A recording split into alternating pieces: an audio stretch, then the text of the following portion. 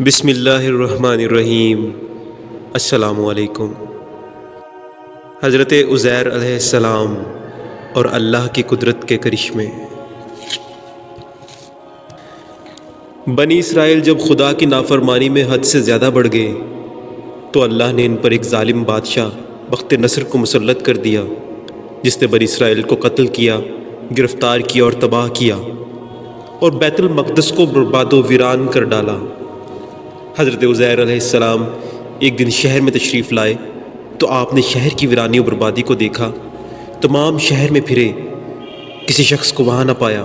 شہر کی تمام عمارتوں کو منہدم دیکھا۔ یہ منظر دیکھ کر آپ نے بڑا تعجب فرمایا، یعنی اللہ اس شہر کی موت کے بعد اسے پھر کیسے زندہ فرمائے گا؟ آپ ایک درازگوش پر سوار تھے اور آپ کے پاس ایک برتن کھجور اور ایک پیالہ انگور کے رس کا تھا۔ آپ نے اپنے درازگوش کو ایک درخت سے باندھا اور اس درخت کے نیچے آپ سو گئے۔ جب سو گئے تو اللہ نے اسی حالت میں آپ کی روح قبض کر لی اور گدھا بھی مر گیا۔ اس واقعے کے 70 سال بعد اللہ تعالیٰ نے شاہان فارس میں سے ایک بادشاہ کو مسلط کیا اور وہ اپنی فوجیں لے کر بیت المقدس پہنچا اور اس کو پہلے سے بھی بہتر طریقہ پر آباد کیا، اور بنی اسرائیل میں سے جو لوگ باقی رہے تھے اللہ تعالیٰ انہیں پھر یہاں لایا اور وہ بیت المقدس اور اس کے نواح میں آباد ہوئے اور ان کی تعداد بڑھتی رہی۔ اس زمانہ میں اللہ تعالیٰ نے حضرت عزیر علیہ السلام کو دنیا کی آنکھوں سے پوشیدہ رکھا اور کوئی آپ کو دیکھ نہ سکا۔ جب آپ کی وفات کو 100 سال گزر گئے تو اللہ تعالیٰ نے دوبارہ آپ کو زندہ کیا۔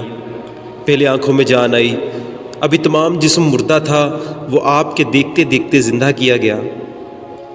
جس وقت آپ سوئے تھے وہ صبح کا وقت تھا، اور 100 سال کے بعد جب آپ دوبارہ زندہ کیے گئے تو یہ شام کا وقت تھا۔ اللہ نے پوچھا، اے عزیر تم یہاں کتنے؟ آپ نے اندازہ سے عرض کیا کہ ایک دن یا کچھ کم۔ آپ کا خیال یہ ہوا کہ یہ اسی دن کی شام ہے جس کی صبح کو سوئے تھے۔ اللہ نے فرمایا، بلکہ تم تو 100 برس ٹھہرے ہو۔ اپنے کھانے اور پانی یعنی کھجور اور انگور کے رس کو دیکھیے کہ ویسا ہی ہے، اس میں بو تک نہیں آئی، اور اپنے گدھے کو بھی ذرا دیکھیے۔ آپ نے دیکھا تو وہ مرا ہوا اور گل چکا تھا، اعضاء اس کے بکھرے ہوئے اور ہڈیاں سفید چمک رہی تھیں۔ آپ کی نگاہ کے سامنے اللہ نے اس گدھے کو بھی زندہ فرمایا۔ پہلے اس کے اعضاء جمع ہوئے اور اپنے اپنے موقع پر آئے، ہڈیوں پر گوشت چڑھا، گوشت پر کھال آئی، بال نکلے، پھر اس میں روح آئی۔ آپ کے دیکھتے دیکھتے ہی وہ اٹھ کھڑا ہوا اور آواز کرنے لگا۔ آپ نے اللہ کی قدرت کا مشاہدہ کیا اور فرمایا، میں جانتا ہوں کہ اللہ تعالیٰ ہر شے پر قادر ہے۔ پھر آپ اپنی سواری پر سوار ہو کر اپنے محلے میں تشریف لائے۔ آپ کو کوئی پہچانتا نہ تھا۔ اندازے سے آپ اپنے مکان پر پہنچے۔ عمر آپ کی وہی 40 سال کی تھی۔ ایک ضعیف بڑھیا ملی جس کے پاؤں رہ گئے تھے اور نابینا ہو گئی تھی۔ وہ آپ کے گھر کی باندھی تھی اور اس نے آپ کو دیکھا تھا۔ آپ نے اس سے پوچھا کہ یہ عزیر کا مکان ہے؟ اس نے کہا، ہاں، مگر عزیر گم ہوئے 100 برس گزر گئے ہیں۔ یہ کہہ کر خوب روئی۔ آپ نے فرمایا، اللہ تعالیٰ نے مجھے 100 برس مردہ رکھا پھر زندہ کیا۔ بڑھیا بولی، عزیر علیہ السلام جو دعا کرتے قبول ہو جایا کرتی تھی۔ اگر آپ عزیر ہیں تو دعا کیجئے کہ میں بینا ہو جاؤں تاکہ میں اپنی آنکھوں سے آپ کو دیکھوں۔ آپ نے دعا کی تو وہ بینا ہو گئی۔ پھر آپ نے اس کا ہاتھ پکڑ کر فرمایا، خدا کے حکم سے اٹھ۔ یہ فرماتے ہی اس کے مرے ہوئے پاؤں بھی درست ہو گئے۔ اس نے آپ کو دیکھا، پہچانا اور کہا، میں گواہی دیتی ہوں کہ آپ بے شک عزیر ہی ہیں۔ پھر وہ آپ کو محلے میں لے گئی۔ وہاں ایک مجلس میں آپ کے فرزند تھے جن کی عمر 118 سال کی ہو چکی تھی، اور آپ کے پوتے بھی تھے جو بوڑھے ہو چکے تھے۔ بڑھیا نے مجلس میں پکارا، یہ حضرت عزیر علیہ السلام تشریف لائے ہیں۔ اہل مجلس نے اس بات کو جھٹلایا۔